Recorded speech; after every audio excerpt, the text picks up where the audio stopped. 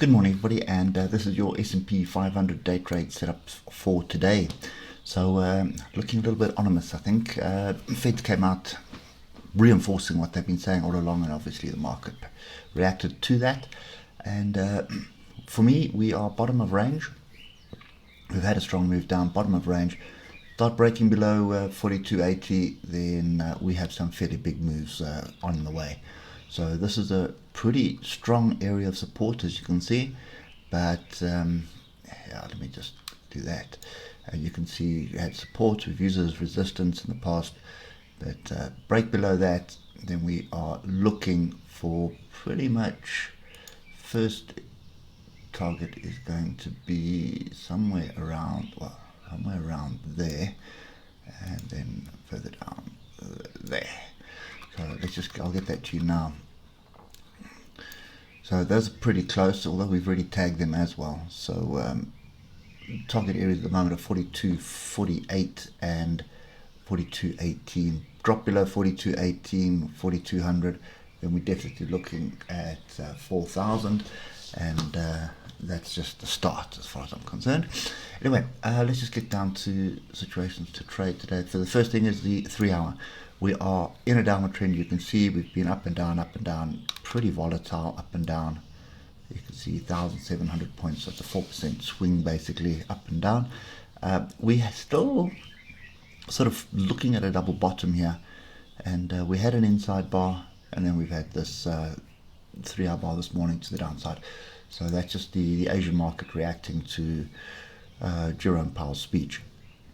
So this was the initial reaction. We still had buyers come in going into the close of the US session. Asian session dropped, basically just following suit what happened in the US. So I think it's not over yet. You know, there's still buyers frantically trying to prop us up at the moment, and that is around 42.80. So for me, a likely scenario is going to be a move back into this 4,400 area, and for another rejection to move down. So we need to break through these three levels. First level here is obviously 42.80. Then we're going to need to get through 42.47. Lots of support there, and lots of support at 42.18. So probably all the way down to 4,200 there is support. Personally, I think what you're going to be looking to do is sort of a 15 minute. You can see there's a gap here on the 15 minutes as well. So let's just leave that level in and bring in another level. So that's the closest breakout that we have, which is right here at 43.90. So I'd want to see a move back to 43.90, see a decent rejection off here, and again the risk is just way too much for me, 700 odd points. I suppose if you take a fraction of a share of your normal position, that might be worthwhile. But I suspect the volatility is going to continue, and I'm definitely not looking to be long at the moment. We're looking to short with the trend, and but this structure, this for me here, needs to go before I'm actually start chasing shorts down here.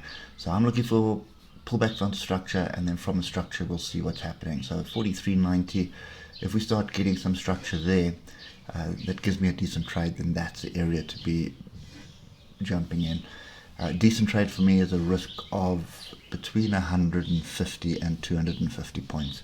If we can get a stop loss area that's in that zone, then definitely looking for that for a move back down to the bottom of the range. So yeah, something, I get structure over here, something like that, 250 points, looking for 1,000 points to the downside. So pretty good risk to reward, but you've got to be patient on this one. Don't want to be jumping in on a range, because you can lose your hat in the blink of an eye.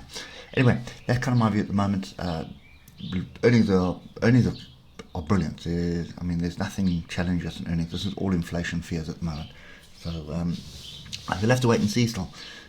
Pull back on structure, reject it, then opportunity to short and move to the downside. Hope it helps, and we'll catch up with you tomorrow morning. Cheers for now.